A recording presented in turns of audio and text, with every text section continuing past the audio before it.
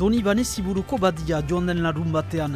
12 traineru borrokan itsasoan leia gogor batentzat, Kantauriko KE bat ligako sasoiko laugarren estropada. Lapordiko ahaunlarientzat, uretara joan aintzin, presio pixkat, gaur etxean ari baitira. Jendea initz urbiltzen da, berezia da etxean, inguruko jendeak eta estropadaren mua ere berezia da, eta bai. Hor bigarren txandan gira gaur, orain arte lortu dugu bigarren txanda horretan sartzea, entxatuko gira txanda horretan mantentzen.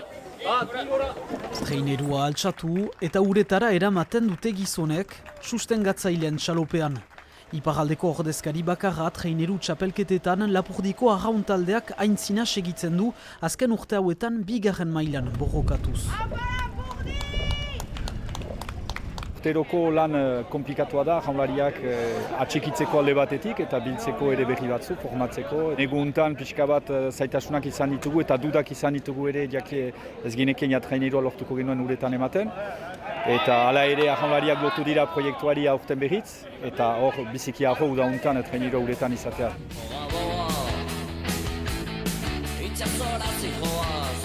Traineruek 3 joan egin behar dituzte, 3 itsasmilako distantzia arraunez, guti gora bera 5 kilometro terdi.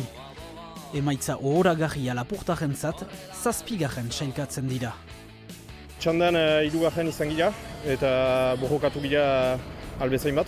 Estropada ere muntan badira desberdintasunak kaleen arabera eta horrek ustez pixkat kaltetu gaitu gaur. Baina borrokatu gira eta kontent. Bandera Bizkaitarrentzat, Deusto Bilboko traineruak estropada irabazten du 21 minutu eta 8 segunduko denborari esker.